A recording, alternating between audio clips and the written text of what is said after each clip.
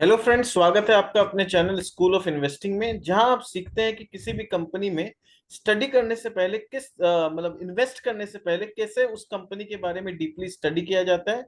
उसके business model को समझा जाता है, वो कहाँ से रिवेन्यू अर्न करती है, कितना मार्जिन है, क्या प्रॉफिटेबिलिटी है, आगे फ्यूचर कैसा दिखता है। ये सब कुछ जानने के बाद फिर हम एक प्रॉपर डिसीजन बनाते हैं कि ये पर्टिकुलर कंपनी इन्वेस्ट करने लायक है या नहीं। और यदि इन्वेस्ट करने लायक है तो किस राइट प्राइस में हमें इसमें इंटर करना चाहिए, ताकि वहां से डाउनसाइड का पोटेंशियल काफी कम दिखे हम लोग को और अपसाइड खुला रहे। हेलो फ्रेंड्स, मेरा नाम है मनीष अग्रवाल और आज जिस कंपनी के बारे में हम डिस्कस करने जा रहे हैं, कंपनी का नाम है लिंडे इंडिया। ये बहुत ही पॉपुलर कंपनी है और गैस मैन्युफैक्चरिंग करने वाली कंपनी है। ये लोग क्या करते हैं कि एयर को सेपरेट करके अलग अलग गैसेस बनाते हैं। ये भी हम लोग जब बिजनेस स्टडी करेंगे तो काफी डिटेल में अच्छे से समझेंगे। ये बहुत ही इंटरेस्टिंग बिजनेस मॉडल है। अगर आप बिजनेस जब हम लोग स्टडी करेंगे, आप थोड़ा सा भी इंटरेस्ट लोगे ना, तो बहुत मजा आएगा देखने में कि थोड़ा अलग तरह का बिजनेस है। बहुत कम कंपनीज है जो इस तरह के बिजनेस में इन्वॉल्व है। बट बिजनेस स्टडी करने से पहले एज यूजुअल हम लोग पहले इसका फंडामेंटल एनालिसिस करेंगे, इसका रिवेन्यू देखेंगे, क्या नंबर क्रंचिंग करके देखेंगे रिवेन्यू बढ़ रहा है, घट रहा है, मार्जिन पे क्या असर आ रहा है। उसके बाद फिर हम लोग इसका बिजनेस स्टडी करेंगे डेप्थ में। चलिए स्टार्ट करते हैं और समझते हैं इसके फंडामेंटल्स को। इसका मार्केट कैप ऑलरेडी 29,000 करोड़ का मार्केट कैप है, तो ऐसा नहीं है कि कोई बहुत छोटी कंपनी है, काफी बड़ी कंपनी है। करंट मार्केट प्राइस 3,414 रुपया है। हाई में 4,192 रुपया ऊपर हाई गया हुआ है और नीचे में 2,260 रुपया के आसपास लो बनाया है 52 वीक। तो अगर 52 वीक हाई से देखें तो एक अच्छा खासा रीजनेबल करेक्शन ऑलरेडी स्टॉक में हो चुका है। बट इतना करेक्शन के बावजूद भी कंपनी का पी अगर देखें तो ये आसमान छू रहा है। 78 के पी पे कंपनी अवेलेबल है। तो अगर 78 का पी किसी कंपनी में है तो definitely it is quite over value. तो क्वेश्चन आता है कि अगर ये ऑलरेडी इतना ओवर वैल्यूड है तो हम इसके बारे में पढ़ाई क्यों कर रहे हैं, हम लोग स्टडी क्यों कर रहे हैं। हम लोग स्टडी इसलिए कर रहे हैं इस कंपनी को, ताकि हम ये समझ पाए कि मार्केट इसको इतना ओवर वैल्यूएशन दे क्यों रहा है। जनरली किसी भी कंपनी को इतना हाई वैल्यूएशन तब मिलता है जब उसके बिजनेस मॉडल में समथिंग एक्सेप्शनल हो, एक मोनोपोली पावर हो उस बिजनेस में। तब जाके मार्केट किसी को भी इतना प्रीमियम वैल्यूएशन देता है। तो हम लोग को इसके बिजनेस को डीपली स्टडी करके समझना होगा कि इससे इतना प्रीमियम वैल्यूएशन क्यों मिल रहा है। क्या मोनोपोली पावर है इस कंपनी के पास ऐसा कि मार्केट इसको इतना हाई प्रीमियम दे रहा है।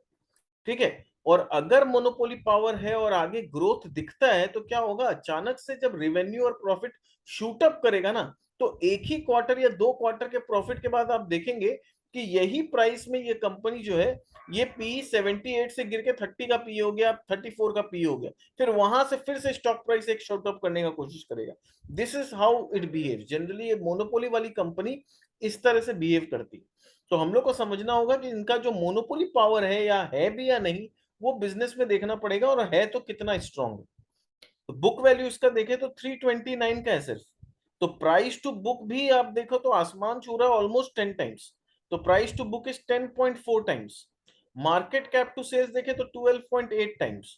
तो जनरली जब ऐसा वैल्यूएशन दिखता है ना, तो मैं पर्सनली क्या करता हूँ, उस कंपनी से अवॉइड करता हूँ, मैं दूर हो जाता हूँ कि इतना हाई वैल्यूएशन में मेरे को देखना ही नहीं है इस कंपनी का।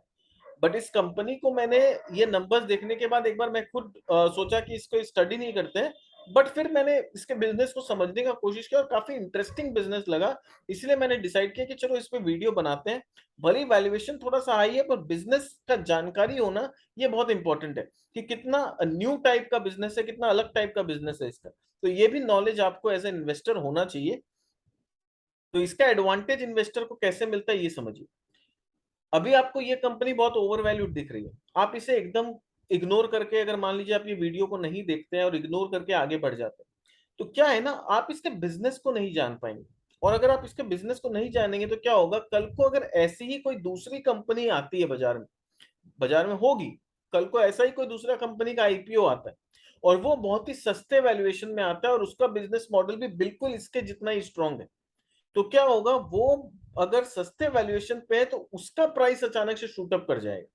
और आपको समझ में नहीं आएगा कि उसका प्राइस क्यों शूट अप कर गया, क्योंकि आपने बिजनेस मॉडल को नहीं समझा। हम जब भी किसी कंपनी के बिजनेस को स्टडी करते हैं ना, तो ऐसा नहीं है कि हम खाली उसी कंपनी के बिजनेस को स्टडी कर रहे हैं, हम उसके कॉम्पिटिटर्स को भी स्टडी कर रहे हैं, क्योंकि उसका कॉम्पिटिटर का भी मोर और लेस ऐसा ही बिजनेस है। तो अगर इस बिजनेस के एक कंपनी को अगर इतना हाई वैल्यूएशन मिल रहा है, तो सेम बिजनेस में अगर कोई दूसरी कंपनी कल को आती है लो वैल्यूएशन पे, तो वहां हम लोग के पास अपॉर्चुनिटी होगा कि अरे वाह, जो दूसरी कंपनी है वो प्रीमियम वैल्यूएशन पे है, तो ये वाली कंपनी को भी आज नहीं तो कल अच्छा वैल्यूएशन मिलेगा। तो आपको जब बिजनेस पता होगा तब आप वो ये सब opportunity as a investor grab कर पाएंगे।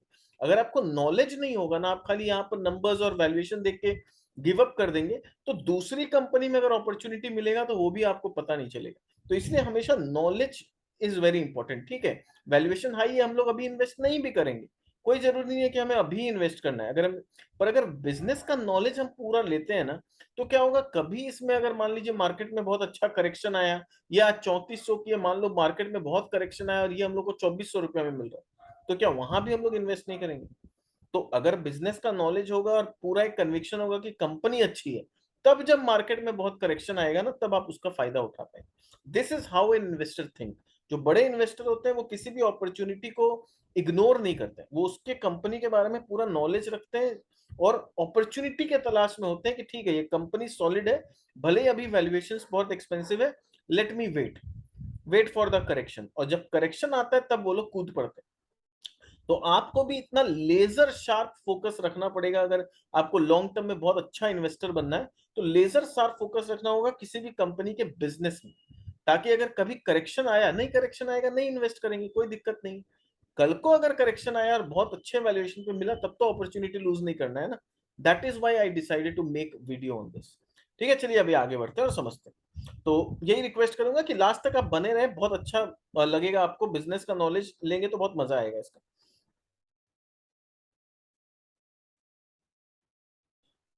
अभी इनके पास देखते हैं तो ऑलरेडी ऑलमोस्ट 988 करोड़ का कैश है इनके बुक्स में। ईवी बाई इबिटा का वैल्यूएशन भी बहुत हाई है, 47 के ईवी बाई इबिटा में ट्रेड कर रही है company. Return on capital employed 17% है। रिटर्न ऑन इक्विटी का अगर मैं बात करूं, तो रिटर्न ऑन इक्विटी 12.5% है। तो रिटर्न भी ऐसा कोई बहुत एक्सेप्शनल रिटर्न ऐसा नहीं है कि इसको इतना हाई वैल्यूएशन मिलना चाहिए। तो फिर क्या है, वो तो बिजनेस को स्टडी करेंगे तब समझ में आएगा। यहाँ पर अगर हम लोग अभी देखें टेक्निकल चार्ट में, तो यहाँ पर बीच में बहुत ऊपर गया था, वहां से एक अच्छा खासा करेक्शन आया और 200 डीएमए पे जाके कंपनी ने सपोर्ट लिया। तो 200 डीएमए को सपोर्ट लेके फिर 50 डीएमए को क्रॉस किया, फिर ऊपर गया ऊपर गया ऊपर गया, फिर 50 डीएमए को क्रॉस करके नीचे आया। अब नीचे आके दोबारा से ये यहाँ पर थोड़ा सा कंसोलिडेशन फेज में है, और यहाँ पर अब 50 डीएमए के ऊपर सपोर्ट लेके ऊपर जाने का कोशिश कर रहा है। तो अगर थोड़ा सा भी कुछ पॉजिटिव न्यूज आता है इस कंपनी के लिए, कुछ अच्छा आता है, तो मुझे लगता है कि यहाँ से प्राइस एक बार दोबारा से ऊपर जा सकता है। और अगर करेक्शन आता है, तो करेक्शन यहाँ पर अगर 200 डीएमए तक आया, तो आई एम अज्यूमिंग कि यहाँ पर ये 3000 रुपया तक नीचे, 3000 2900 रुपया तक नीचे हम लोग को मिल सकता है, in case there is any correction.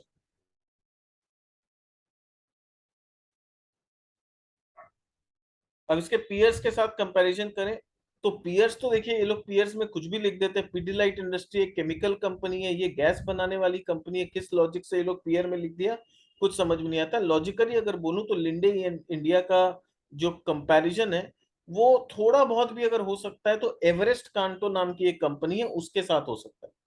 तो अगर आप कमेंट बॉक्स में लिखेंगे तो मैं एवरेस्ट कांटो पे भी वीडियो बना दूंगा, एक कंपैरेटिव एनालिसिस भी कर लूंगा। तो आपको एक फेयर बिट ऑफ आइडिया हो जाएगा कि लिंडे इंडिया का बिजनेस क्या है, एवरेस्ट कांटो का बिजनेस क्या है, दोनों में सिमिलैरिटी या डिफरेंसेस क्या है।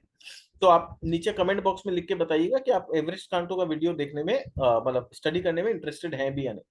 ठीक है, तो लिंडे इंडिया क्या है, लिंडे इंडिया अभी भी 77 के पी पे है। इंडस्ट्री पी 27 का है, तो ओवर वैल्यूड तो है। ये ईपीएस जो है 43-44 रुपया का ईपीएस है। Return on capital employed 17, return on equity 12, current market price जो free cash flow is 89 times, EV by EBITDA is 46, तो पीयर ग्रुप में ऑलमोस्ट सबसे हाई है।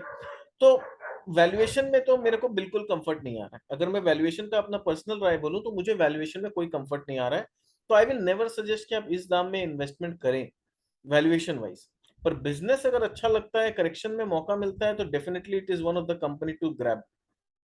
क्वार्टरली रिजल्ट्स का अगर बात करें, तो इनका रिजल्ट आप देखो, सितंबर में 507 करोड़ का रेवेन्यू था, दिसंबर में 644 करोड़ का हुआ, मार्च में बढ़ के सॉरी घट के थोड़ा 534 हो गया, जून में 588 हो गया। अब यहाँ पर समझना पड़ेगा कि क्या ये बिजनेस थोड़ा बहुत सीजनल है या किस तरह से। तो जून का अगर ट्रैक रिकॉर्ड देखते हैं, पिछला जून में 519 करोड़ का रेवेन्यू था, उसके पहले वाले जून में सिर्फ 250 करोड़ का था। तो यानी एक साल में यहाँ पर ऑलमोस्ट ऑलमोस्ट डबल हो गया सेल्स। फिर वहां से अगर पिछला जून और इस जून को कंपेयर करूं, तो यहाँ पिछला जून से यहाँ पर सेल्स बढ़ के 588 करोड़ हो गया। सितंबर में 507 करोड़, दिसंबर में 644 करोड़, और दिसंबर में अब देखते हैं क्या हर साल दिसंबर में अर्निंग्स इनका टॉप लाइन बढ़ता है। हाँ, दिसंबर का टॉप लाइन इनका हमेशा थोड़ा सा ज्यादा होता है। तो कहीं ना कहीं हम समझ सकते हैं कि दिसंबर जो कि विंटर सीजन होता है इंडिया में, इनके लिए थोड़ा सा बेटर होता है। तो इनका जो गैस सप्लाई होता है वो मे बी विंटर्स में बढ़ जाता है, बिकॉज घर में हीटर चलते हैं और अलग अलग जगह हीटर और ये सब चलता है, तो मे बी इनका गैस का रिक्वायरमेंट बढ़ जाता है। तो December is a very good season for them. Operating profit margin का बात करें तो कंसिस्टेंटली 23% 25% के आसपास का मार्जिन है। थोड़ा हाई हो जाता है दिसंबर और मार्च में, विंटर सीजन के समय मार्जिन थोड़ा सा और बढ़ जाता है इनका। जून में भी यहाँ पर 29% का मार्जिन था। तो मोर और लेस हम बोल सकते हैं कि एक सस्टेनेबल मार्जिन इनका 25%, 24-25% के आसपास सस्टेनेबल मार्जिन कंपनी कमाती है। इंटरेस्ट इनका डेट फ्री कंपनी है, तो इंटरेस्ट का कोई खर्चा नहीं है। नेट प्रॉफिट का बात करें तो क्वार्टर ऑन क्वार्टर आप देखो, ये वाला मार्च 2021 में तो आसमान छू रहा था प्रॉफिट। अब इसके पीछे क्या कारण है, क्यों इतना मार्जिन बढ़ गया था, प्रॉफिट इतना हाई क्यों था? क्योंकि मार्च 2021 में आप जानते हो कि वहां पर कोरोना काफी फैल रहा था। तो वहां पर मेडिकल ऑक्सीजन और ये सब का सप्लाई का रिक्वायरमेंट अचानक से आसमान छूने लगा था। तो वहां पर इनको थोड़ा सा बेनिफिट बहुत ज्यादा हुआ था। That is one of the reason. But other reason क्या है कि इनका 299 करोड़ का अदर इनकम हुआ था। तो ये अदर इनकम क्या चीज का है, ये हम लोग को देखना पड़ेगा ढंग से। तो इसको एक बार इग्नोर करते हैं क्योंकि ये एक्सेप्शनल इनकम है, तो इसको अगर इग्नोर कर दें तो 303 करोड़ का प्रॉफिट नहीं हुआ था इनको। तो मोर और लेस हम लोग को यहां से जज करना चाहिए कि ये लोग साल का 70 60 70 80 करोड़ रुपया कमाते हैं। पर इस बार जून में इनका जो प्रॉफिट हुआ ये 169। अगेन क्यों हुआ ये 169? क्योंकि इन्होंने टैक्स का कुछ रिफंड मिला है इनको। तो अगेन इस चीज को, एक्सेप्शनल चीज को हम लोग काउंटर नहीं करते। हम लोग देखेंगे प्रॉफिट बिफोर टैक्स 98 करोड़ था, ऑलमोस्ट 100 करोड़। 25% अगर ये टैक्स देती है कंपनी तो 25 करोड़ गया, तो 75 करोड़ का इसका जून में हम लोग इनकम, एडजस्टेड इनकम मानेंगे। तो इस this is how you calculate. आप अदर इनकम जो होता है, जो वन टाइम इनकम होता है, उसको इग्नोर करते हो। टैक्स में रिफंड मिलता है, उसको आप इग्नोर करते हो। तब आपको एक रैशनल व्यू मिलता है कि कंपनी का जेन्युइन प्रॉफिट कितना है। ठीक है, खाली अगर हम लोग नंबर्स को ऐसे ही देख लेंगे और खुश हो जाएंगे कि 169 करोड़ का प्रॉफिट हुआ, 20 रुपया का ईपीएस किया कंपनी, तो वो ओवर एक्साइटमेंट में हम लोग गलत डिसीजन ले लेंगे। तो इसलिए बी रैशनल कि ये इतना बड़ा नंबर क्यों दिख रहा है, क्योंकि इनको टैक्स का कुछ रिफंड मिला है। ठीक है, आगे बढ़ते हैं, ईयरली पैटर्न पे देखते हैं। तो इनका जो ईयर एंड है ना, ये ईयर एंड इनका दिसंबर में होता है। इंडिया इंडिया की मेजरली कंपनी मार्च में ईयर एंड फॉलो करती है, ये लोग दिसंबर में ईयर एंड फॉलो करते हैं। तो आप अगर ओवर द पीरियड आप देखोगे तो इनका अगर 2018 से देखते हैं हम लोग, तो 2100 2200 करोड़ का अर्निंग था। फिर इनका 19 में 1700 हुआ, 20 में और गिर गया, 21 में बढ़ा, और अभी ट्रेलिंग 12 मंथ्स में भी इंप्रूव हो रहा है। यानी इनका बेनिफिट क्या हो रहा है, 21 में जाके इनका रेवेन्यू काफी बढ़ा। उसके पीछे रीजन है, थोड़ा सा अदर इनकम का रीजन है। अदर इनकम को तो चलो रेवेन्यू में नहीं लेते हैं। रेवेन्यू बढ़ने का कारण क्या हो सकता है कि 21 में कोविड पीरियड था, तो मेडिकल ऑक्सीजन का डिमांड काफी बढ़ गया था हॉस्पिटल्स में। तो वहां से इनको काफी बेनिफिट आया था। अब आता है कि दिसंबर 21 के बाद कुछ इंप्रूवमेंट हुआ कि नहीं। तो दिसंबर 21 के बाद मार्च में भी रेवेन्यू ठीक है, जून में भी रेवेन्यू बढ़ा ही है। तो इसलिए पता चल रहा है कि ऐसा नहीं है कि बस दिसंबर या 2021 में ही प्रॉफिट अच्छा था, 22 में भी पिछले 2 क्वार्टर में इन्होंने अच्छा परफॉर्मेंस किया। ठीक है, अब 22 में 2 क्वार्टर में अच्छा परफॉर्मेंस क्यों हुआ है, 2 क्वार्टर नहीं, इनके लिए मार्च का क्वार्टर और जून के क्वार्टर में अच्छा अर्निंग हुआ है। तो इनके बिजनेस को समझेंगे तब पता चलेगा कि क्यों इनके नंबर्स इंप्रूव हो रहे हैं। पूरे साल में अगर देखें तो इन्होंने ईपीएस 60 रुपए का किया। अगेन वो 60 रुपए का देख के फायदा नहीं है, क्योंकि other income is too much. 348 crore का तो अदर इनकम है। तो इसको अगर हम लोग को इग्नोर करना हो तो हम लोग खाली 48 करोड़ मान के चलेंगे अदर इनकम, जो रीजनेबली होता है, मतलब साल में इतना हो सकता है। तो 300 करोड़ का हम लोग को प्रॉफिट को एडजस्ट करके कैलकुलेट करेंगे, तब समझ में आएगा एक्चुअल प्रॉफिट क्या है। सेल्स ग्रोथ का बात करूं तो पिछले एक साल में 26% का ग्रोथ है, पिछले 5 साल में 3% का कैगर है। तो ऐसा कोई हाई फाई कैगर ग्रोथ भी कंपनी में नहीं है। प्रॉफिट का ग्रोथ का बात करूं तो 3 साल में 109% के का ग्रोथ है, 5 साल में 192। तो प्रॉफिट ग्रोथ काफी ज्यादा कंपनी में दिख रहा है, भले ही रेवेन्यू ग्रोथ उतना ज्यादा हम लोग को नहीं दिख रहा। बैलेंस शीट का बात करें तो 23 करोड़ का डेट, ये शॉर्ट टर्म डेट है। रिजर्व इनके पास ऑलमोस्ट 2700 करोड़ का है। कैश इनके बुक्स में कितना है? इन्वेंट्री 71 करोड़ का है, ट्रेड रिसीवेबल 477 करोड़ का है, और ऑलमोस्ट 970 करोड़ रुपया तो कैश में पड़ा हुआ। तो debt free company, net date basis पे देखें तो ये पूरा debt free company. Cash flow कितना जनरेट करती है, this is something which is interesting. Market valuation किसको देता है? प्रीमियम वैल्यूएशन, जो कंपनी कैश जनरेट कर सकती है। मार्केट को एज अ इन्वेस्टर सबसे अच्छा चीज जो दिखता है वो कैश कितना आ रहा है। तो 589 करोड़ का कैश फ्लो जनरेट करती है कंपनी। इन्वेस्टिंग एक्टिविटी में 100 करोड़ रुपए इन्होंने केपेक्स या किसी में खर्चा कर दिया, 137 करोड़ रुपए कुछ केपेक्स में खर्चा कर दिया। तो 100 करोड़ रुपए अगर इन्वेस्टिंग में खर्चा हो भी गया तो कुछ भी नहीं, तो 490 करोड़ का फ्री कैश फ्लो। मार्केट को ये चीज अच्छा लगता है कंपनी में, ये फ्री कैश फ्लो कितना आ रहा है, घर में पैसा आप कितना लेके जा रहे हो ये बताओ। तो जो कंपनी फ्री कैश फ्लो बहुत सॉलिड जनरेट करती है ना, उसको वैल्यूएशन भी थोड़ा सा प्रीमियम मिलता है। इन्वेस्टिंग एक्टिविटी में हम लोग देख लिए। फिर फाइनेंसिंग एक्टिविटी में इनका 28 करोड़ रुपया माइनस है। वो क्यों माइनस हुआ? बिकॉज इन्होंने 25 करोड़ का कुछ डिविडेंड पेमेंट किया, तो उस वजह से थोड़ा सा फाइनेंसिंग नेगेटिव है।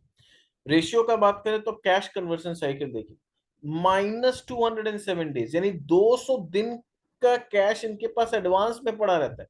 यानी ये लोग पेमेंट इनको मिल जाता है डेटर से 68 डेज में, इन्वेंट्री का ये लोग सर्कुलेशन करते हैं 37 डेज में। तो 100 दिन के आसपास इनका पैसा अटका रहता है।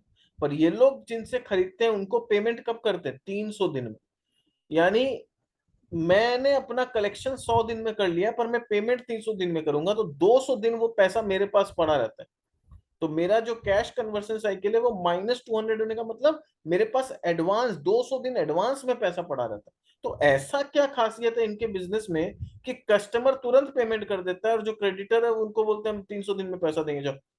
तो कुछ तो है ना बिजनेस में दम, तभी कैश कन्वर्शन साइकिल इतना ज्यादा एडवांस है। तो वही चीज इंटरेस्टिंग है इस बिजनेस में। शेयर होल्डिंग पैटर्न का बात करें तो 75% होल्डिंग प्रमोटर के पास है, फॉरेन इंस्टीट्यूशन के पास 2.65% है। तो आप देखो फॉरेन इन्वेस्टर्स लोग रेगुलरली अपना होल्डिंग बढ़ाते जा रहे हैं, तो कुछ तो उनको अच्छा दिख रहा है कि रेगुलरली उनका होल्डिंग बढ़ रहा है। पर सिमिलरली अगर मैं डोमेस्टिक म्यूचुअल फंड का बात करूं तो उनका होल्डिंग धीरे धीरे थोड़ा सा कम हो रहा है, तो ये नेगेटिव साइन भी है। पब्लिक का होल्डिंग धीरे धीरे बढ़ रहा है, 14 साढ़े 14% का पब्लिक के पास होल्डिंग। तो this was about the fundamentals of the company. उम्मीद करता हूं आपको फंडामेंटल्स एकदम क्लियर हो गया होगा। ठीक है, अब हम लोग चलते हैं और समझते हैं इसके बिजनेस को। तो इससे पहले कि हम लोग बिजनेस के बारे में डीपली समझे, 2 मिनट आपका टाइम लेना चाहूंगा। बताना चाहूंगा कि अगर आप नए आए हैं हमारे चैनल में तो प्लीज इसे सब्सक्राइब कर लीजिए, ताकि इसी तरह का नॉलेजेबल कंटेंट हम लोग और भी ज्यादा कंपनीज पे बनाएंगे तो आपका कोई भी मिस ना हो जाए। नोटिफिकेशन बेल बटन दबा दीजिएगा, ऑल का जो सिंबल आता है उसको भी प्रेस कर दीजिएगा, तो आपको इमीडिएट नोटिफिकेशन हमारे चैनल्स के जो वीडियो है उसका मिलता रहेगा। अगर आपको वीडियो पसंद आ रहा है तो इसे लाइक जरूर कर दीजिए, इससे हमारा हमें मोटिवेशन मिलता है कि हाँ हमारा जो वर्क है, हमारा जो हार्ड वर्क है, उससे आपको कुछ बेनिफिट हो रहा है। तो we feel good, we feel happy कि आपको कुछ फायदा पहुंच रहा है। और अगर आप हमारे साथ कोई डिस्कशन करना चाहते हैं तो आप कमेंट बॉक्स में लिख के बता सकते हैं आपको क्या अच्छा लग रहा है, क्या नहीं अच्छा लग रहा है। कुछ ऐसा पॉइंट जो आप ऐड करना चाहते हैं वो कमेंट बॉक्स में लिख के बताइए। अपने दोस्तों के साथ जो कि स्टॉक मार्केट में इंटरेस्टेड है, इन्वेस्टिंग में इंटरेस्टेड है, उनके साथ वीडियो को शेयर करें ताकि वो लोग भी इस तरह का नॉलेजेबल कंटेंट कंज्यूम कर पाए। ठीक है, वीडियोस थोड़े लंबे होते हैं, बट अगेन अगर पूरा जानकारी मुझे आपको देना है, कंप्लीट नॉलेज देना है, तो थोड़ा तो वीडियो लंबा हो गई। आप देखोगे बहुत सारे वीडियो आपको मिलेंगे 5 मिनट 10 मिनट वाले, पर उसमें आपको नॉलेज जो है ना वो कंप्लीट इन्फॉर्मेशन नहीं मिलेगा। और मैं नहीं चाहता कि मैं आपको इनकम्प्लीट इन्फॉर्मेशन देके किसी भी तरह से मिसगाइड करूं कि आपका हार्ड अर्न मनी किसी कंपनी में आपको स्टॉक मार्केट में नुकसान हो जाए। तो अगर आप को सीरियस इन्वेस्टिंग करना है, आप सीरियसली मार्केट में थॉट प्रोसेस के साथ इन्वेस्ट करना चाहते हो और नहीं चाहते कि आपका पैसा कहीं नुकसान हो जाए, तो आपको अपने अपने नॉलेज पे काम करना पड़ेगा। जब तक एज एन इन्वेस्टर हम लोग खुद अपने आप को नॉलेज वाइज इंपावर नहीं करेंगे ना, तब तक स्टॉक मार्केट में पैसा कमाना हम लोग के लिए बहुत मुश्किल है। क्योंकि स्टॉक मार्केट में हम लोग जैसे छोटे छोटे इन्वेस्टर्स के लिए, रिटेल इन्वेस्टर्स के लिए बहुत जगह ट्रैप है। मीडिया में पूरा ट्रैप भर्ती पड़ा है, यूट्यूब में ट्रैप भर्ती पड़ा है। आप अगर अपने नॉलेज पे काम नहीं करेंगे और दूसरों के हिसाब से काम करेंगे तो बहुत नुकसान का चांसेस बढ़ जाता है। इसलिए मेरा ऑब्जेक्टिव, मेरा इंटेंशन सिर्फ यही रहता है कि मैं आपको कंप्लीट नॉलेज किसी भी कंपनी के बारे में पूरा जानकारी दूं। क्या अच्छा है इस कंपनी में, क्या बुरा है, मुझे क्या लगता है इस कंपनी के बारे में, मैं सब कुछ आपको बताऊं। और उसके बाद उस नॉलेज के बेसिस पे आप खुद अपना डिसीजन बनाएं कि आपको क्या लगता है इस कंपनी में इन्वेस्ट करना चाहिए या नहीं करना चाहिए। मेरे तरफ से कभी भी किसी भी कंपनी में कोई रिकमेंडेशन नहीं होता है। मेरा ऑब्जेक्टिव सिर्फ और सिर्फ आपको एजुकेट करना है कि आप अपना नॉलेज बढ़ाएं, आप अपने आप को सेल्फ एम्पावर करें, और किसी के टिप के बेसिस पे या किसी के इंफॉर्मेशन के बेसिस पे आप कभी काम ना करें। Thank you so much for giving me this opportunity. अब आगे बढ़ते हैं और इसके बिजनेस को समझते हैं। कंपनी क्या है, क्या काम करती है। Linde India limited is a subsidiary of BOC group. तो ये बीओसी यूके की एक कंपनी है, उस ग्रुप की एक सब्सिडरी कंपनी है, और वो बीओसी ग्रुप 75% स्टेक इस कंपनी में होल्ड करता है। तो अभी हम लोगों ने देखा ना कि प्रमोटर के पास 75% होल्डिंग है, तो वो प्रमोटर कौन है, ये बीओसी ग्रुप जो यूके की कंपनी है वो इसके प्रमोटर है। It is primarily engaged in manufacturing of industrial and medical gases and construction of cryogenic and non cryogenic separation plants. तो कितना इंटरेस्टिंग, थोड़ा अलग किस्म का बिजनेस है।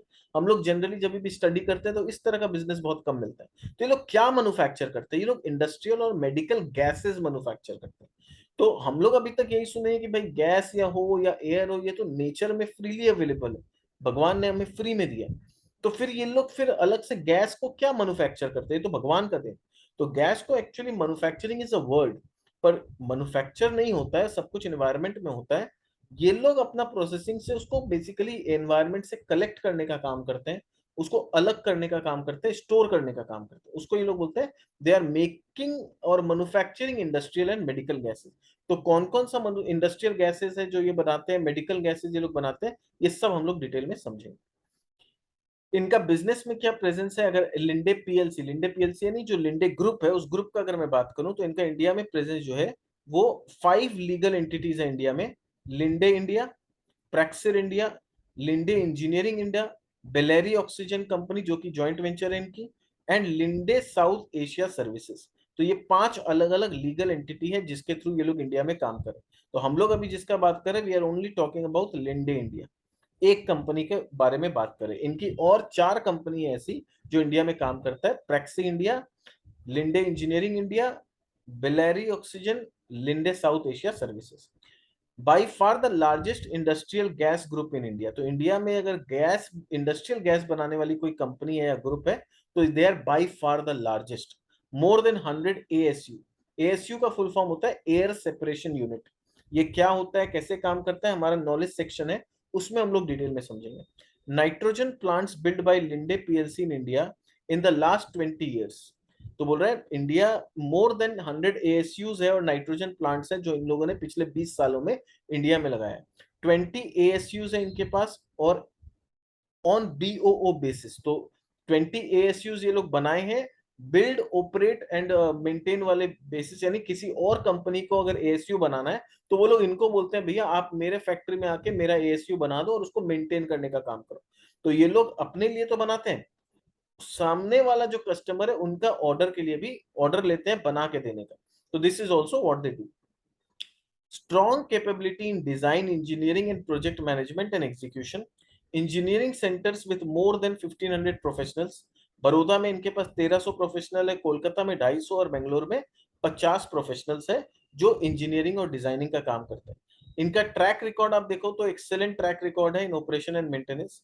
दे have experienced and qualified man power, more than 99% up time and 100% availability. Remote operation centres हैं and sharing and replicating best practices from around the globe. यानी इनका जो टेक्नोलॉजी है वो around the globe one of the best technology है। Up time जो है और अवेलेबिलिटी है जो इनका 100% के आसपास है। And they are preferred partner for all major steel companies and refineries in India. अब ये समझेंगे कि भैया स्टील कंपनीज और रिफाइनरीज इनके लिए इतने अच्छे दोस्त क्यों हैं, क्या क्या इनका कौन सा प्रोडक्ट स्टील कंपनीज और रिफाइनरीज में बहुत ज्यादा इस्तेमाल होता है जिस वजह से they are the major partners. Business segment को समझते हैं, ये बहुत इंटरेस्टिंग है, थोड़ा ध्यान से समझिएगा। गैस और गैस रिलेटेड प्रोडक्ट्स जो इनके हैं उसका डिवीजन समझते हैं। तो ये gas related products comprise of pipeline gas supplies to large industrial customers like primary steel, glass and chemical industry. तो ये लोग पाइपलाइन गैस सर्विस प्रोवाइड करते हैं जो लार्ज इंडस्ट्रियल कस्टमर्स होता है। और लार्ज इंडस्ट्रियल कस्टमर्स कौन है इनके, मेनली प्राइमरीली जो स्टील बनाने वाली कंपनी है, ग्लास बनाने वाली कंपनी है और केमिकल इंडस्ट्री यानी केमिकल्स बनाने वाली कंपनी है। क्यों? क्योंकि ये तीन इंडस्ट्री ऐसी है जिसमें गैस, इंडस्ट्रियल गैस का बात हो रहा है, उसका रिक्वायरमेंट बहुत ज्यादा होता है। ठीक है, एनर्जी एनर्जी कंजम्पशन जो है वो बहुत ज्यादा होता है ये तीन इंडस्ट्री में। तो इसीलिए क्या होता है कि गैस का सप्लाई का जरूरत पड़ता है। तो ये लोग क्या करते हैं, जब उनके साथ एक लॉन्ग टर्म अग्रीमेंट हो जाता है, मान लीजिए आज टाटा स्टील अगर इनके कस्टमर है या सेल इनके कस्टमर है, और रेगुलर बेसिस में उनको बहुत ज्यादा मात्रा में गैसेस का जरूरत है, तो होगा क्या, इसका ये होगा कि ये लोग क्या करेंगे, 20 साल 30 साल का एक कॉन्ट्रैक्ट साइन कर लेंगे स्टील सेल के साथ, टाटा स्टील के साथ। फिर ये लोग क्या करेंगे, ये लोग जो गैस मैन्युफैक्चर करते हैं, मान लीजिए इनका प्लांट यहाँ पर है, सेल का प्लांट यहाँ पर है मान लीजिए, और यहाँ टाटा स्टील का प्लांट, तो ये लोग इनके साथ कम से कम 20 साल 25 साल का कॉन्ट्रैक्ट साइन कर लेंगे कि भैया आने वाला 20 साल तक हम आपसे गैस खरीदते रहेंगे। तब जाके ये लोग क्या करेंगे, भाई 20 साल अब इनके साथ काम करना है, तो कौन ढो ढो के, इस तरह का जो टैंकर है कौन ढो ढो के ले जाएगा लॉरी में। तो यहां से अपना प्लांट से क्या करते हैं, एक पाइपलाइन बिछा देते हैं इन फैक्ट्रीज के पास।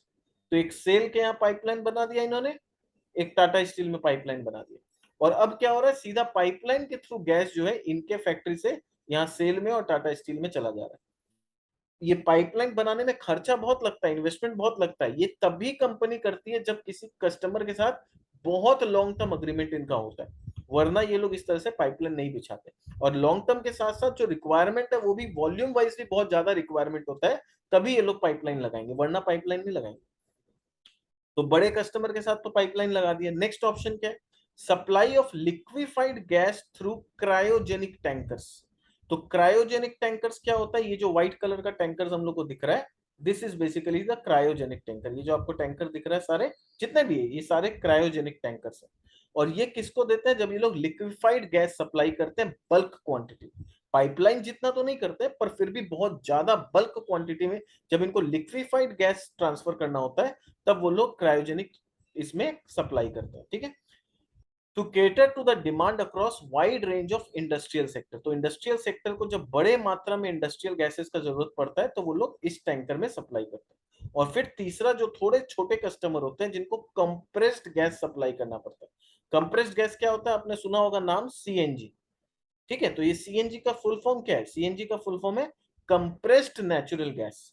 तो ये जो नेचुरल गैस है उसको कंप्रेस करके जब दिया जाता है, कंप्रेस का मतलब क्या हुआ, जैसे हम लोग मान लीजिए कोल्ड ड्रिंक का बॉटल खोलते हैं, तो अचानक से जब बॉटल खोलते हैं तो वो झाग निकलता है। वो झाग क्यों निकलता है, क्योंकि वहां पर कार्बोनेटेड ड्रिंक्स बोलते हैं, कोल्ड ड्रिंक को हम क्या बोलते हैं, कार्बोनेटेड, यानी उसमें कार्बन डाइऑक्साइड को कंप्रेस करके उस बॉटल के अंदर डाल दिया गया।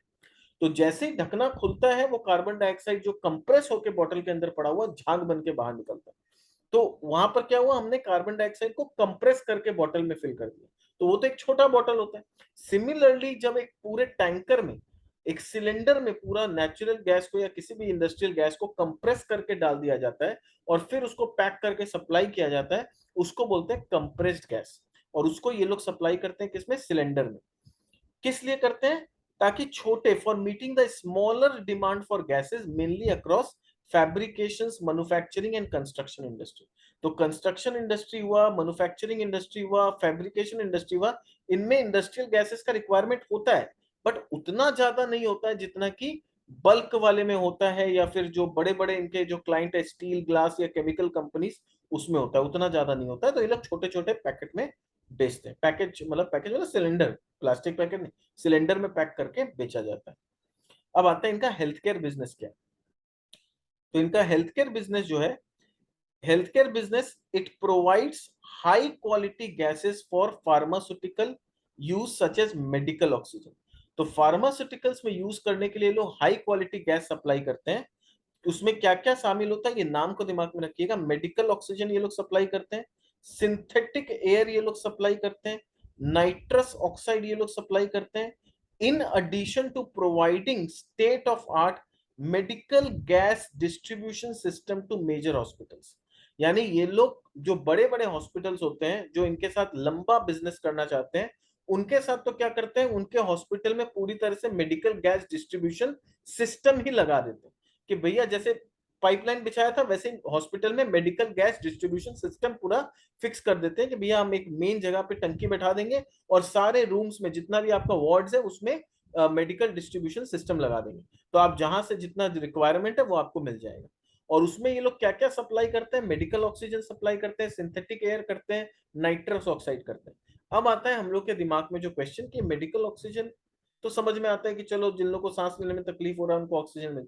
What is synthetic air, what is the use of nitric oxide, ये बहुत सारा सवाल आपके दिमाग में या तो आया होगा, और अगर नहीं आया तो आना चाहिए आपके दिमाग में।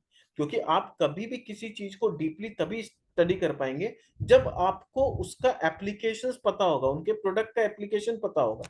तो इसलिए आपके दिमाग में as an investor, as an analyst, हजारों सवाल पढ़ते पढ़ते आने चाहिए कि ये क्यों, इसका क्या। ये सब सवाल जब दिमाग में जब तक आपके नहीं आएगा ना, तब तक आपका पूरा कंसेप्ट क्लियर नहीं होगा किसी भी कंपनी के बिजनेस के बारे में। तो ये सारा भी मैं डिस्कस करूंगा आगे चल के, हमारा नॉलेज सेक्शन जो है उसमें सब डिस्कस करेंगे किसका इस्तेमाल कहाँ होता है। क्योंकि मैं कुछ भी छोड़ने वाला नहीं हूं, मैं पूरा आपको बिजनेस समझा के, मेरा मेरे तरफ से ये प्लेज है कि मैं आपको बिजनेस पूरा समझाऊंगा ताकि आप अपने आप को एम्पावर कर सकें और आप डिसीजन खुद ले सकें कि कंपनी सही है या गलत। आपको किसी के भरोसे नहीं रहना है, आपको खुद नॉलेज लेके अपने आप को एम्पावर करना। That is my pledge to myself कि मैं किसी भी कंपनी में इतना डीप एनालिसिस करूंगा, इतना अच्छा से कोशिश करूंगा आपको समझाने का कि आपका फिर कंसेप्ट पूरा क्लियर हो जाए, आप खुद डिसीजन ले, आपको किसी मीडिएटर की जरूरत नहीं पड़े, आपको किसी एडवाइजर की जरूरत नहीं पड़े। प्रोजेक्ट इंजीनियरिंग डिवीजन जो इनका है उसका क्या काम है, तो it comprises of business of designing, engineering and supply, installation and testing and commissioning of air separation plants and related projects on turnkey basis। यानी ये प्रोजेक्ट इंजीनियरिंग मतलब ये लोग गैसेस तो सप्लाई करते हैं, दो डिवीजन गैसेस का है, इंडस्ट्रियल गैसेस ये लोग सप्लाई करते हैं, और मेडिकल ऑक्सीजन, मेडिकल गैसेस मतलब जो हॉस्पिटल में जरूरत पड़ता है वो भी करते हैं। उसके साथ साथ ये लोग क्या करते हैं, इंजीनियरिंग का भी इनका बड़ा काम है, जहां पर ये लोग क्या करते हैं, ये लोग पूरा इंजीनियरिंग में टर्न की प्रोजेक्ट लेते हैं और बोलते हैं अगर आपको एयर सेपरेशन यूनिट लगाना है तो हम आपके वहीं पर एयर सेपरेशन यूनिट पूरा लगा के देंगे। यानी हमारा तो एयर सेपरेशन यूनिट है, वहीं से हम अलग अलग गैसेस निकाल के आपको बेचते हैं। पर अगर हम लोग पे आप डिपेंडेंट नहीं होना चाहते, आप खुद अपना एयर सेपरेशन यूनिट अगर बनाना चाहते हैं तो हम वो भी आपको बना के देंगे। आप खुद ही अपने यहाँ एयर सेपरेशन यूनिट लगवा लीजिए, अपना गैसेस निकालिए और हमसे खरीदने का जरूरत नहीं पड़ेगा आपको। तो यानी ये लोग बोल रहे हैं मेरे से खरीदना है तो मुझसे भी खरीद लीजिए, वरना हम आपको, अगर आपको लगता है कि नहीं रोज रोज क्या खरीदेंगे, खुद का ही प्लांट लगा लेते हैं, तो हम आपको प्लांट लगा के भी दे देंगे। वो इनका इंजीनियरिंग डिवीजन। तो वहां पर ये लोग पूरा एयर सेपरेशन यूनिट लगा के दे देते हैं। तो इस तरह से आप डायग्राम में देख सकते हो ये कितना तरीका से ये एयर सेपरेशन यूनिट कैसे काम करता है। ना what is air separation unit, ये क्या होता है, ये ऐसा यूनिट है जहां पर एयर को सेपरेट किया जाता है। अभी हम लोग डिटेल में समझेंगे तब मैं डिस्कस करूंगा। रेवेन्यू मिक्स का बात करूं तो एयर सेपरेशन यूनिट से इनका 77% ऑफ द रेवेन्यू आता है। फिर इनका 18.7% रेवेन्यू आता है इंजीनियरिंग प्रोजेक्ट गुड्स से, और अदर सिलेंड्रिकल गैसेस जो है वहां से 3.6% रेवेन्यू आता है। तो सिलेंड्रिकल गैसेस से रेवेन्यू कम आता है। मेन इनका बिजनेस क्या है, एयर सेपरेशन यूनिट का जो गैसेस है वहीं से इनका मेन कमाई आता है। फिर जो इनका प्रोडक्ट वाइज ब्रेकअप का बात करें तो यूटिलिटी प्रोजेक्ट्स जो है, कंस्ट्रक्शन ऑफ यूटिलिटी प्रोजेक्ट्स उसमें 18.4% है, और मैन्युफैक्चर ऑफ लिक्विफाइड या कंप्रेस्ड गैसेस जो है वो ये लोग 82% करते हैं। यानी 82% ऑफ द प्रोडक्शन जो है क्या चीज का है, कंप्रेस्ड गैसेस, इंडस्ट्रियल और मेडिकल गैसेस। तो मेनली इनका प्रोडक्शन क्या है, इंडस्ट्रियल गैस प्रोड्यूस करना और मेडिकल गैसेस प्रोड्यूस करना इनका मेन प्रोडक्शन है। जो मेन प्रोडक्ट इनका है वो यही है। गैस इंडस्ट्री की अगर बात करें, इंडस्ट्री थोड़ा स्पेसिफिक बात करें तो मार्केट साइज जो है ये 20,000 करोड़ का एस्टिमेटेड है, of which almost 40% is captive generation. यानी इंडिया में गैस का जो इंडस्ट्री है, गैस का मार्केट 20,000 करोड़ का है, उसमें 40% करीब करीब हो गया 8,000 करोड़। 8,000 करोड़ मार्केट में नहीं बिकता, वो लोग अपने ही फैक्ट्री में कंज्यूम कर लेते हैं लोग। All global major present, new mid size player are entering. तो ग्लोबल मेजर जितने भी है वो तो इंडिया में ऑलरेडी प्रेजेंट है, जो बड़े बड़े दुनिया के बड़ी बड़ी कंपनी है, जैसे Linde group is one of the biggest company in the world, तो वो तो ऑलरेडी इंडिया में है। और कुछ मिड साइज प्लेयर्स अब धीरे धीरे इंटर कर रहे हैं। तो मैंने आपको क्या बताया कि इसका वैल्यूएशन बहुत हाई है। ठीक है, कोई बात नहीं, आपको इसमें इन्वेस्ट नहीं करना है, वैल्यूएशन कंफर्ट नहीं मिल रहा है, इसके बिजनेस को आप समझ के रखिए। बिजनेस आपका समझा रहेगा तो ऐसे जब मिड साइज छोटे प्लेयर्स आएंगे ना इंडस्ट्री में, और वो लोग जब अच्छा काम करेंगे, तब आप रिलेट कर पाओगे कि भैया वो लोग का बिजनेस के जितना अच्छा है उतना ही अच्छा लिंडे का है, तो लिंडे को इतना ओवर वैल्यूएशन मिल रहा है, तो ये भी इन्वेस्ट करने लायक है, इसको भी आगे चल के ओवर वैल्यूएशन मिलेगा। पर ये सब जो जो कनेक्टिंग द डॉट्स बोलते हैं, ये सब डॉट्स को आप तभी कनेक्ट कर पाएंगे ना जब आपको एक पर्टिकुलर कंपनी का बिजनेस का पूरा नॉलेज। तो जो बिजनेस आज लिंडे इंडिया कर रही है, कल को दूसरी कोई कंपनी आके भी सेम बिजनेस कर सकती है। जैसे मैंने एग्जांपल दिया, एवरेस्ट कांटो is one of the company जो इसी तरह के बिजनेस में है। ठीक है, तो अगर इसको इतना प्रीमियम वैल्यूएशन मिल रहा है और एवरेस्ट कांटो को मे भी प्रीमियम वैल्यूएशन नहीं मिल रहा है, तो फिर समझना होगा कि क्यों नहीं मिल रहा है, और क्या एवरेस्ट कांटो को कल जाके इतना बड़ा वैल्यूएशन मिल सकता है।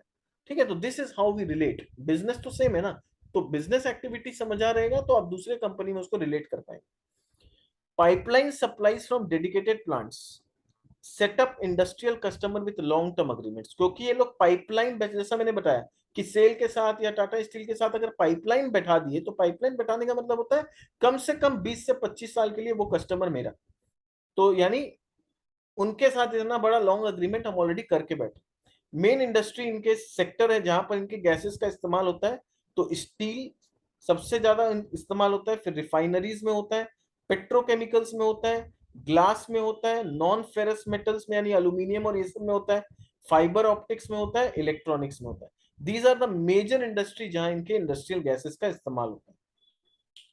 फिर liquid and packaged gas supply ये लोग करते हैं, they are spread across industry segment going down the retail level, retail level तक जाने का इनका प्लान है। अभी तक तो इंडस्ट्री को और फैक्ट्री को ये लोग पाइपलाइन के थ्रू या टैंकर्स के थ्रू या सिलेंडर के थ्रू भेजते हैं, अब ये लोग सोच रहे हैं कि हम लोग एकदम रिटेल लेवल पे भी चले जाएं कि अगर किसी के घर में भी गैसेस का रिक्वायरमेंट है तो हम एलपीजी सिलेंडर जैसा होता है वैसा ही एक सिलेंडर घर घर में सप्लाई करना चालू कर दें। अगर घर में हमारा कोई, जैसे मान लीजिए अगर किसी को कोई पर्टिकुलर गैस का ऑक्सीजन का जरूरत है, कोई बीमार है घर में, आपको ऑक्सीजन चाहिए, तो हम घर में भी आपको सप्लाई कर देंगे। रिटेल लेवल तक ये लोग जाने का प्लान है आगे चलकर। प्राइमरी फोकस किस में है इनका, अगर health care wise division wise बात करें तो प्राइमरी फोकस है मेडिकल ऑक्सीजन में, both liquid and compressed gas, तो लिक्विड गैस के फॉर्म में भी या कंप्रेस्ड गैस के फॉर्म में, जैसा मिल जाए, दोनों में इनका फोकस है। Also include medical engineering service eight hospital and niche products like nitrous oxide, NOx box, ये सब भी ये लोग सप्लाई करते हैं। बिजनेस सेगमेंट ऑलरेडी मैंने समझा दिया है कि क्या क्या बिजनेस सेगमेंट है, तो आप चाहें तो वीडियो को पॉज करके इसको और थोड़ा एक बार पढ़ सकते हैं। वैसे मैंने आपको पूरा आइडिया दे दिया कि बिजनेस सेगमेंट इनका क्या क्या है। पीईडी बिजनेस जो है इनका क्या है, पीईडी यानी पीईडी जो इनका, ये लोग इंजीनियरिंग टाइप ऑफ काम करते हैं, तो उसका हाईलाइट मेजर कस्टमर कौन है इनके, सेल है, टाटा है, जेएसडब्ल्यू है, बीपीएसएल है, एनएमडीसी है। ऑयल एंड गैस में इनके पास एचपीसीएल, आईओसीएल, बीपीसीएल, ओएनजीसी, यानी आप देख सकते हैं कि सारे बड़े बड़े प्लेयर्स इनके कस्टमर। एंड इतने बड़े कस्टमर के साथ अगर ये काम कर रहे हैं और आने वाला 10 साल 15 साल का ये लोग कॉन्ट्रैक्ट करके अगर बैठे हैं, तो आप समझ सकते हैं कि क्यों मार्केट इनका ओवर वैल्यूएशन देख रहा है। मार्केट किसी भी कंपनी को वैल्यूएशन प्रीमियम तब देता है जब उसका आने वाला 2 साल 5 साल का रेवेन्यू विजिबिलिटी क्लियर, तब क्या होता है, तब मार्केट उसको प्रीमियम देता है। तो यहाँ तो अगर इस तरह की बड़ी बड़ी कंपनी के साथ इनका 10 साल 15 साल का अगर कॉन्ट्रैक्ट किया हुआ है, पाइपलाइन बिछाया हुआ है, तो आने वाला 10 साल का रेवेन्यू कहीं ना कहीं विजिबिलिटी क्लियर हो जाता है। तो जब इतना रेवेन्यू विजिबिलिटी क्लियर हो जाता है इतने दूर का ना, तो ऑब्वियसली उनको प्रीमियम वैल्यूएशन मिलना ही होता है। एक्सपोर्ट प्रोजेक्ट्स का बात करें तो इन लोग का JGC Japan, CTS CTS Indonesia, LG Malaysia, Bangladesh, ये सब में इनके एक्सपोर्ट होते हैं। इलेक्ट्रॉनिक में इनके पास Adani is one of the big big customer for them. Largest market share इनका इंडिया में है, क्या चीज में, for setting up air separation unit and GN generators बनाने में इनका मार्केट शेयर सबसे ज्यादा है। 250 प्रोफेशनल है, ओन मैन्युफैक्चरिंग यूनिट है for specialized items. Air separation unit इनका कहाँ कहाँ पर है, आप दो तो दहेज में है, फिर तलोजा में है, फिर इनका बलेरी में है जो कि 50% जॉइंट वेंचर में है, सिलेक्वे में है, जमशेदपुर में 4 एएसयूज है इनके पास, राउरकेला में 2 है, कलिंगा नगर में 3 है। तो इतने सारे इनके पास एयर सेपरेशन यूनिट्स हैं। Packaged gas filling station, gas filling station इनके कितने जगह पे आप देख सकते हैं, भिवाड़ी में है, फरीदाबाद, सनंत, दहेज, तलोजा, पुणे, बेंगलोर, वाइजैक, उल्बेरिया, कोलकाता, जमशेदपुर, सिली। तो गैस फिलिंग स्टेशन इनके पास आप देखो north south east west almost सब जगह है। तो इसका फायदा क्या होता है, जब आपके पास गैस फिलिंग स्टेशन बहुत जगह होते हैं ना, तो आपको कहीं भी सप्लाई करना हो तो जिस एरिया में आपको सप्लाई करना है वहीं से कर सकते हो। जैसे एग्जांपल के तौर पे अगर यहाँ पर सप्लाई करना है, तो यहाँ पर अगर आपके पास फिलिंग स्टेशन है, तुरंत यहाँ से सप्लाई कर सकते हो। आपका लॉजिस्टिक्स कॉस्ट बहुत कम लगेगा। ये सब बिजनेस में सबसे बड़ा कॉस्ट क्या चीज का होता है? लॉजिस्टिक्स। अगर यहाँ आपका प्लांट नहीं है, मान लीजिए आपका प्लांट यहाँ पर है खाली, और फिर यहाँ सप्लाई करना हो, तो यहाँ से टैंकर भर के ढो के ले जाना यहाँ पर पड़ेगा। तो इसमें लॉजिस्टिक्स कॉस्ट बहुत ज्यादा हो जाता है। लॉजिस्टिक्स कॉस्ट के साथ साथ आपका रिस्क कितना बढ़ जाता है कि बीच रास्ता में कुछ लीकेज हो गया, कोई एक्सीडेंट हो गया, कुछ भी हो गया, कितना बड़ा रिस्क है। तो इसीलिए इस तरह की कंपनी जो होती है वो, उनका कोशिश होता है कि हम पूरे पैन इंडिया में अपना गैस फिलिंग स्टेशंस लगा दें, ताकि जहां से कस्टमर का ऑर्डर आए उसका नियरेस्ट लोकेशन से हम सप्लाई करें। तो दिस इज द स्ट्रेटेजी। और आप देख सकते हैं इनके जो gas filling station almost east west north south सब जगह है। साउथ में थोड़ा कम है, बट एटलीस्ट साउथ में भी है, और आगे चल के हो सकता है कि ये लोग साउथ में एक दो स्टेशन और लगाने का कोशिश करें। फिर जॉइंट वेंचर का बात करें तो company as a joint venture with gaseous business name Bellary oxygen private limited which operates 855 ton per day का कैपेसिटी का एयर सेपरेशन यूनिट ये लोग बनाते हैं। तो ये जॉइंट वेंचर था, बाद में क्या हुआ, जेएसडब्ल्यू ने उसको अक्वायर कर लिया, ये डाइवेस्टमेंट कर दिया इन लोगों ने इसका। The companies joint venture Bellary oxygen company private limited accepted JSW steel offer for purchase of 855 ton per day air separation unit and other assets. कितना में? 50 करोड़ में इन लोगों ने ये जॉइंट वेंचर वाले यूनिट को बेच दिया। The joint venture company has handed over the position of 855 per ton per day ASU to JSW steel on 15th of November 2021। यानी 15 नवंबर को उन्होंने ये वाले जॉइंट वेंचर का जो यूनिट है ये जेएसडब्ल्यू स्टील को बेच दिया। इन्होंने अक्वायर क्या किया, that is interesting. The company on 2nd of August 2021 acquired HPS Gas Limited, एक कंपनी है वडोदरा की, उसको अक्वायर कर लिया, and the entire packaged gas business along with certain distribution assets with effect from 1st of November 2021 for aggregate cash of 27.5 crore। तो यहां पर 50 करोड़ में अपना एक यूनिट बेचा, उस रुपया से या जो भी 27 करोड़ रुपया वहां खर्चा करके वडोदरा के एक प्लांट को इन्होंने खरीद लिया। उससे इनको क्या मिलेगा? पूरा पैकेज्ड गैस का बना बनाया पूरा डिवीजन मिल जाएगा, और एक डिस्ट्रीब्यूशन असेट भी इनको मिलेगा। तो ये लोग पैकेज्ड गैस में, यानी बोले ना रिटेल तक जाने का कोशिश कर रहे हैं, तो पैकेज्ड गैस को अपना बढ़ाने का कोशिश कर रहे हैं ताकि ज्यादा से ज्यादा कस्टमर रीच इनको पहुंच जाए। So in line with acquisition, Linde India will supply liquid products to HPS Gas Limited। तो ये जो HPS Gas Limited है इसको ये लोग लिक्विड प्रोडक्ट सप्लाई करेंगे, and purchase gas in packaged and mini bulk from HPS gas under long term contract with them.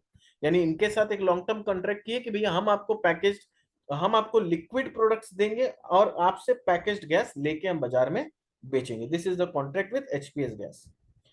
Capex का बात करें तो company has approved a capex of 29 crore. तो कितना करोड़ का केपेक्स है? 29 करोड़ का केपेक्स कंपनी ने अप्रूव कर दिया है for sourcing renewable power of merchant air separation unit of निफॉर at Taloja, Maharashtra and Dahej, Gujarat, and the under construction air separation unit plant in Sri City, Andhra Pradesh। अब आप समझिए कि यहाँ हो क्या रहा है।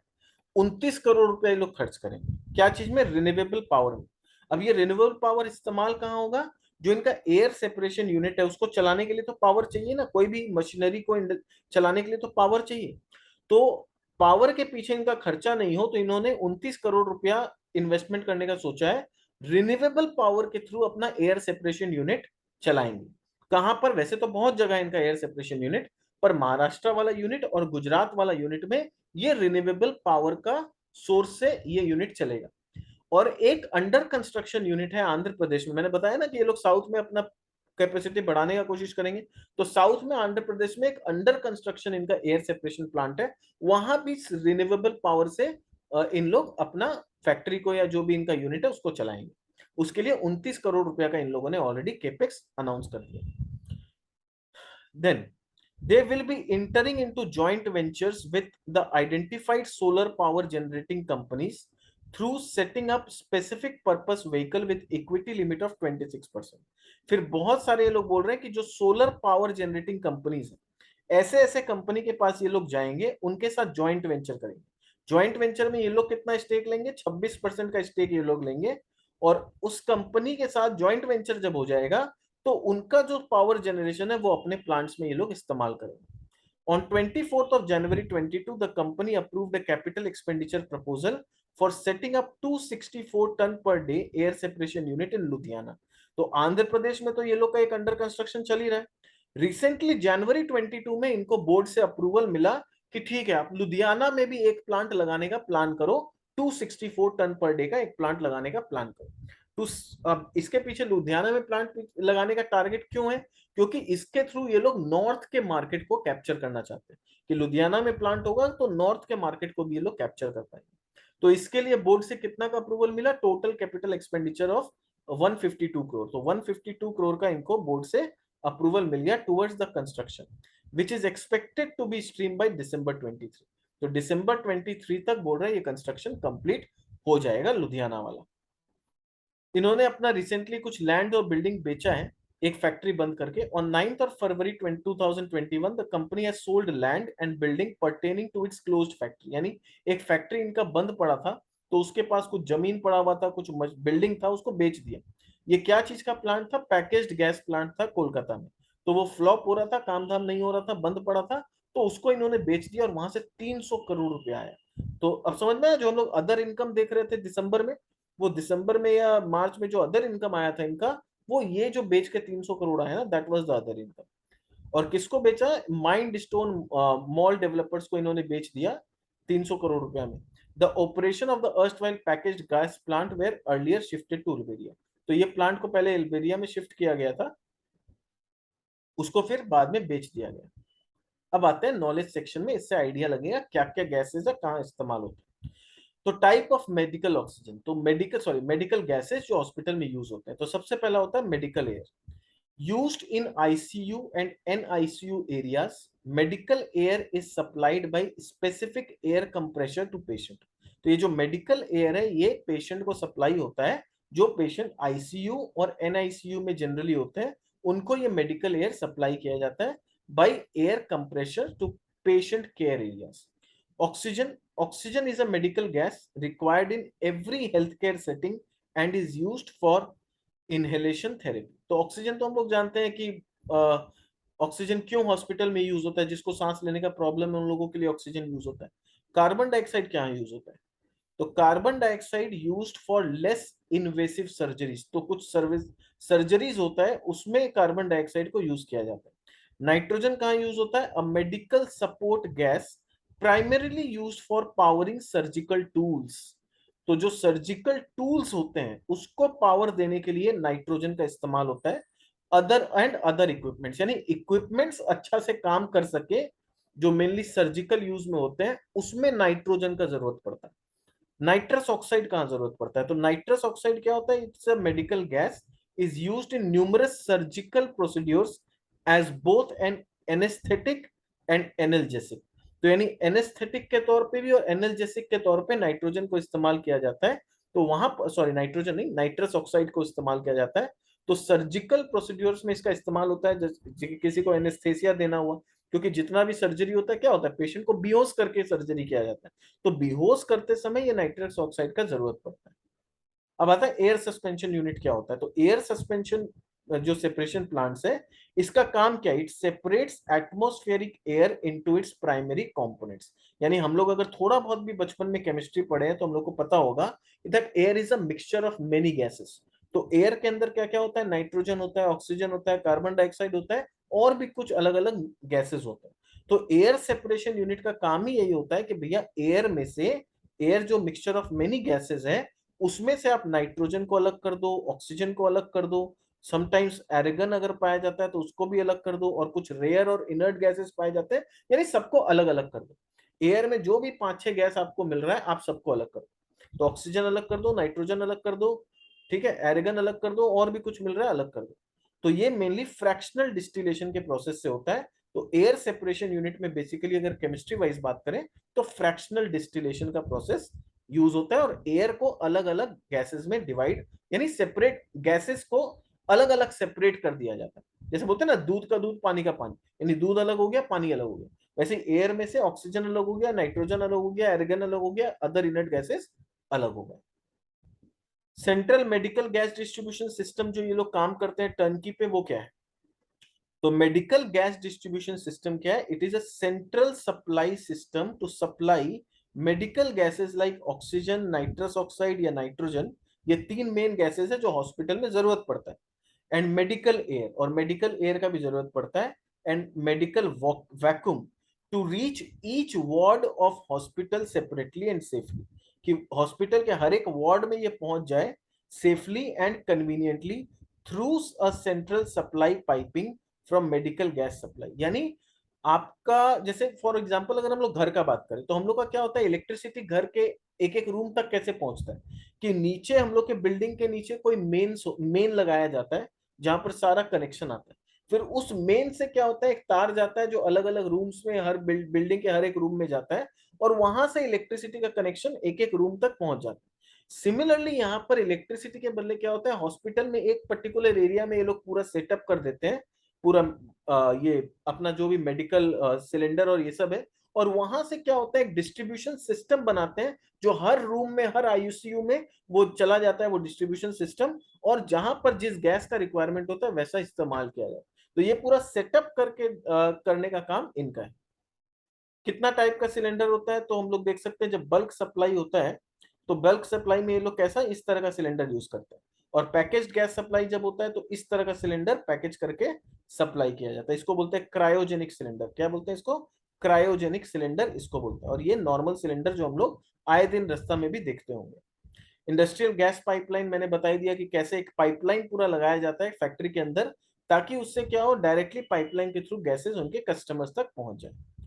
बिजनेस स्ट्रक्चर के बारे में बात करें तो पहले प्री इंटीग्रेशन ऐसा हुआ करता था, आज के डेट में ऑलरेडी ये पोस्ट इंटीग्रेशन में है। तो आज इनके पास क्या है, प्रेक्साइड इंडिया प्राइवेट लिमिटेड एक कंपनी है, और लिंडे इंडिया लिमिटेड दूसरी कंपनी। तो एयर गैस का बिजनेस यहाँ होता था, यहाँ भी होता था, मोर और लेस एक जैसा काम दोनों किया करती थी।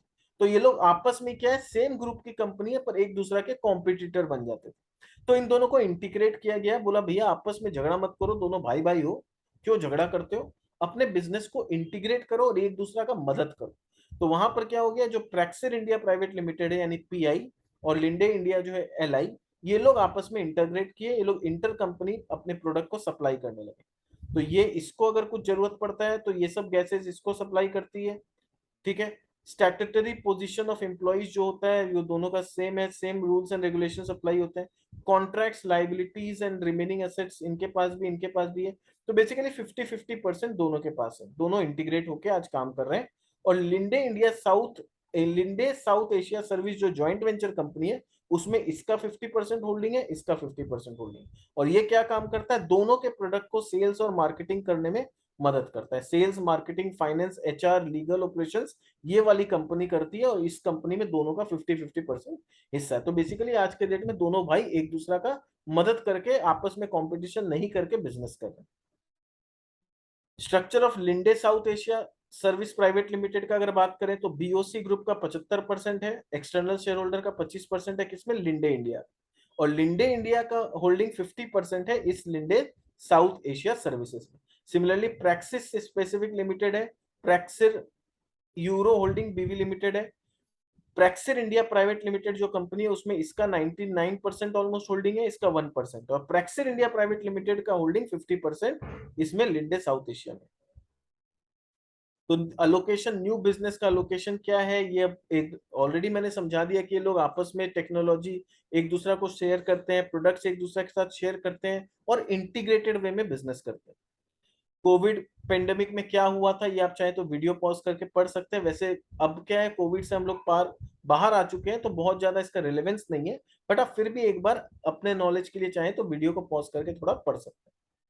लिंडे इंडिया अभी पहली कंपनी बनी है, it open first woman operated package gas plant.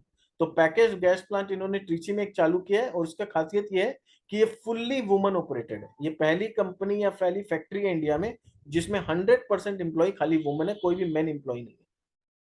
Valuations का बात करते हैं तो इतना जो हम लोगों ने कंपनी के बारे में पढ़ा समझा, उससे अब वैल्यूएशन क्या समझ में आता है, क्या ये अभी भी ओवर वैल्यूड है, क्या आगे कुछ दिखता है, नहीं दिखता है, लेट्स सी। तो कंपनी का आज के डेट में ऑलमोस्ट 2100 करोड़ का सालाना टर्नओवर है। अगर सब कुछ बहुत बुलिश फेज में चला तो मुझे लगता है कि एक साल में 12% का टॉप लाइन ग्रोथ आ सकता है और कंपनी 26% का मार्जिन बुलिश फेज में आसानी से कर सकती है। तो वहां पर इनका जो प्राइस निकल के आता है 3,460 रुपया। अभी ये 3,320 पे ट्रेड कर रही है। तो बहुत अच्छा अगर इनका साल होगा तो मुझे लगता है 100 से हार्डली 200 रुपया तक का अपसाइड मैक्सिमम दिख सकता है इसमें। अगर नॉर्मल फेज में चला, बहुत बुलिश भी नहीं हुआ पर कुछ खराब भी नहीं हुआ, तो 10% का टॉप लाइन ग्रोथ अगर आता है और 23% का मार्जिन कंपनी करती है, तो ये 2560 रुपया का इनका फेयर वैल्यू निकल के आता है। तो आज के डेट में मुझे जो कंपनी लग रही है कि it is bit over value. इसका एक फेयर वैल्यू जो है वो 2500 2600 रुपया के रेंज में होना चाहिए। तो अगर मार्केट में करेक्शन आता है तो करेक्शन आता है और ये 2500 2600 के आसपास अगर मिलती है, तब वहां पर मेरे लिए, मेरा ओपिनियन है कि वो एक कंफर्ट वैल्यूएशन होगा जहां से हम लोग बाइंग थोड़ा थोड़ा स्टार्ट कर सकते हैं, प्रोवाइडेड हमें कंपनी अगर अच्छी लगी। तो वो आपका डिसीजन होगा कि आपको कंपनी अच्छी लगी कि खराब लगी। मैंने कंपनी का रिवेन्यू मॉडल समझा दिया, उसका बिजनेस मॉडल समझा दिया। Now it is your decision कि आपको कंपनी कैसी लग रही है। और अगर चीज थोड़ा सा गड़बड़ हो जाता है, तो 8% का अगर टॉप लाइन ग्रोथ कंपनी में आता है और मार्जिन थोड़ा सा इनका गिर के 19% हो जाता है, क्यों आ सकता है गड़बड़, ये समझिए कि रिस्क क्या है, गड़बड़ क्या है। कि आज हम लोग इस चीज पे बुलिश हो रहे हैं कि इंडस्ट्रियल एक्टिविटी इंडिया में बढ़ रहा है। तो जितना इंडस्ट्रियल एक्टिविटी बढ़ेगा, जितना मैन्युफैक्चरिंग, इंडिया मैन्युफैक्चरिंग हब बनने जा रहा है, चाइना से भी बहुत सारी कंपनी इंडिया शिफ्ट हो रही है। तो जितना मैन्युफैक्चरिंग एक्टिविटी इंडिया में बढ़ेगा, उतना इंडस्ट्रियल गैसेस का डिमांड बढ़ेगा और पागलों की तरह बढ़ेगा। क्योंकि इंडिया अगर मैन्युफैक्चरिंग सेटअप बनना है, तो इंडस्ट्रियल गैसेस का डिमांड को कोई नहीं रोक सकता। और इस वजह से इस कंपनी को इतना प्रीमियम वैल्यूएशन मिल रहा है, इसी एंटिसिपेशन में। तो अगर ये जो एंटिसिपेशन के बेसिस पर हम इसको इतना ओवर वैल्यूएशन दे रहे हैं, अगर वो चीज गड़बड़ हो गया, मान लीजिए मैन्युफैक्चरिंग एक्टिविटी जितना हम सोच रहे हैं उतना नहीं हुआ, किसी भी तरह से कोई युद्ध हो गया, कोई लड़ाई हो गया, पूरा वर्ल्ड में एक रिसेशन आ गया, तो फिर प्रोडक्ट का डिमांड नहीं होगा, तो ऑब्वियसली इंडस्ट्रियल एक्टिविटी भी कम हो जाएगी। तो अगर प्रोडक्शन गिरता है, जीडीपी डाउन होता है, तो वहां पर क्या होगा, इंडस्ट्रियल एक्टिविटी और मैन्युफैक्चरिंग कम होगा, तो इनका रिक्वायरमेंट, इनकी गैसेस का रिक्वायरमेंट भी कम हो सकता है। तो दैट इज एंटीथेसिस कि खराब क्या हो सकता है। अच्छा क्या हो सकता है कि इंडिया मैन्युफैक्चरिंग हब बनने जा रहा है, इंडस्ट्रियल एक्टिविटी बढ़ेगा, प्रोडक्शन एक्टिविटी बढ़ेगा, इनका सेल्स बढ़ेगा। खराब क्या हो सकता है, अगर ये सब कुछ उल्टा हो गया या जो हम कल्पना कर रहे हैं ऐसा कुछ ना हुआ, तो फिर क्या हो सकता है कि मार्जिन डिप कर सकता है और प्राइस गिर के, जो इसको अभी इतना ओवर वैल्यूएशन मिल रहा है, ये गिर के हो सकता है 1900 या 2000 तक भी नीचे आ सकता है, अगर जो एक्सपेक्टेशन के साथ इनको ओवर वैल्यूएशन मिल रहा है वो एक्सपेक्टेशन अगर मैच ना करे। तो this was all from my side. उम्मीद करता हूं कि आपको समझ में आया होगा ये कंपनी का बिजनेस मॉडल, इसका फंडामेंटल्स आपको समझ में आया होगा। अगर आपको हमारा वीडियो पसंद आ रहा है, आपको कुछ सीखने मिल रहा है, आपको कुछ नॉलेज मिल रहा है, तो हमारे वीडियो को लाइक जरूर करें। हमें बहुत मोटिवेशन फील होता है। हमें कमेंट्स करके बताएं आपको क्या अच्छा लग रहा है, क्या आप चाहते हैं और इसमें ऐड होना चाहिए, ताकि हम एक दूसरे के साथ कनेक्ट कर पाए, ताकि मुझे समझ में आ जाए कि आपको हमारे वीडियोस पसंद आ रहे हैं कि नहीं, और आप उसमें और क्या एडिशन देखना चाहते हैं। तो उससे क्या होगा, हम दोनों के बीच में एक कनेक्शन बैठेगा, और हमारे बीच में जब कनेक्शन बैठेगा तो क्या है, मेरे एंड से रिस्पॉन्सिबिलिटी फैक्टर और बढ़ जाएगा। और हमेशा ये कोशिश रहेगी कि और कितना इन डेप्थ जाके आपको बिजनेस बताया जाए, ताकि किसी भी तरह का कोई कंफ्यूजन का कोई जगह नहीं। तो अगर वीडियो पसंद आ रहा है तो इसे लाइक जरूर करिए, और हाँ, अगर फर्स्ट टाइम आए हैं तो सब्सक्राइब करना मत भूलिएगा, सब, ताकि आपको आने वाले और भी अच्छे अच्छे कंपनीज का नोटिफिकेशन इमीडिएटली मिले। पर नोटिफिकेशन अगर आप चाहते हैं तो उसके लिए बेल बटन दबाना होगा, और उसमें ऑल का जो ऑप्शन आता है उसको प्रेस करना होगा। दोस्तों के साथ शेयर जरूर करें, ताकि वो भी आपके साथ साथ नॉलेजेबल कंटेंट ले पाए, कंपनी के बारे में जान पाए, बिजनेस को समझ पाए, और फिर एक कॉन्फिडेंस के साथ इन्वेस्टमेंट कर पाए। क्योंकि अगर हम रिटेल इन्वेस्टर्स लोग एक दूसरे को शेयर नहीं करेंगे, एक दूसरे के साथ नॉलेज को नहीं बांटेंगे ना, तो फिर हमें ट्रैप करने के लिए बड़े बड़े लोग बैठे हुए हैं, फिर हमारा मार्केट में कमाना मुश्किल है। तो हम लोग जानते हैं कि हम लोग जब तक रिटेल इन्वेस्टर्स लोग आपस में यूनाइट होकर काम नहीं करेंगे ना, तब तक बहुत मुश्किल है कि हम लोग स्टॉक मार्केट से पैसा कमाएं। तो मेरा ऑब्जेक्टिव सिर्फ यही है कि रिटेल इन्वेस्टर्स तक एक प्रॉपर नॉलेज जाए, वो लोग आपस में मिलकर एक कलेक्टिव डिसीजन ले पाए, हम लोग सब मिलके एक एक दूसरे के साथ नॉलेज शेयर करें, और मिलके एक कलेक्टिव फोर्स बने, कि बड़े बड़े प्लेयर्स के ट्रैप में हम ना फंसे। Thank you so much. मिलते हैं हमारे नेक्स्ट वीडियो में किसी नई कंपनी के साथ, तब तक के लिए बाय बाय।